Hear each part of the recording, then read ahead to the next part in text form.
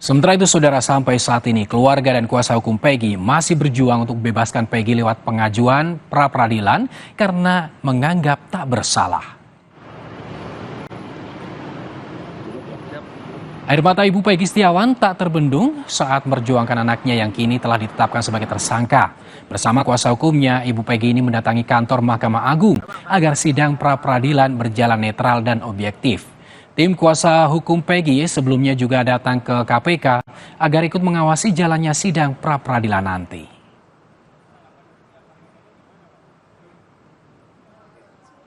Alhamdulillah, saya banyak mengucapkan terima kasih kepada seluruh netizen yang mendukung anak saya. Saya juga sebagai seorang ibu, emang anak saya tidak bersalah. Anak saya tidak melakukan kejahatan apapun. Anak saya hanya hidupnya mencari uang kerja untuk menafkahi adik-adiknya, itu aja. Jadi bukti pra-peradilan Peggy Setiawan, postingan di akun Facebook Peggy Setiawan diduga dihapus penyidik Polda Jabar. Tim kuasa hukum pun lapor ke Divisi Profesi dan Pengamanan Propam Polri. Postingan di akun Facebook menjadi bukti keberadaan Peggy Setiawan di Bandung saat tragedi Vina terjadi. Postingan yang dihapus dari akun Facebook ini mengandung fakta dan dapat meringankan Peggy. 1 September, Peggy Setiawan menuliskan, "Ya Allah, saya nggak tahu apa-apa tentang masalah ini.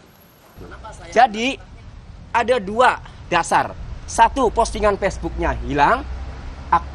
Kedua, Peggy Setiawan menjelaskan kepada kami bahwa penyidik pernah meminta password.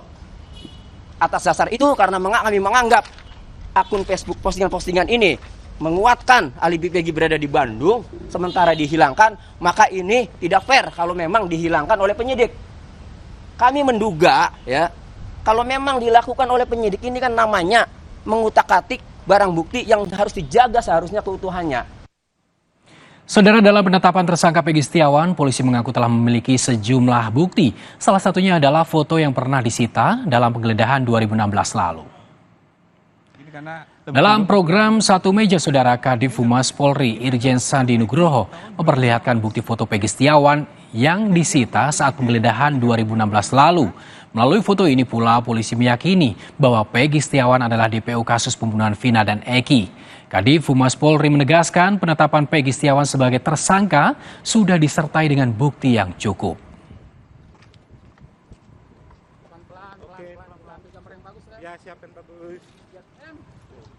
Penetapan tersangka Peggy menurut Kadif Humas Polri juga berdasarkan pada keterangan saksi. Dari 70 saksi yang diperiksa, 18 diantaranya memberatkan Peggy Setiawan.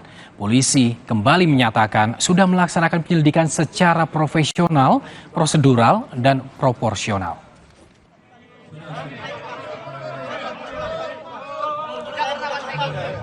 Saksi yang diperiksa untuk tersangka kasus Peggy alias Peron sebanyak 70 orang, dan di antaranya ada 18 saksi yang memberatkan tersangka Peggy, dan yang lainnya ada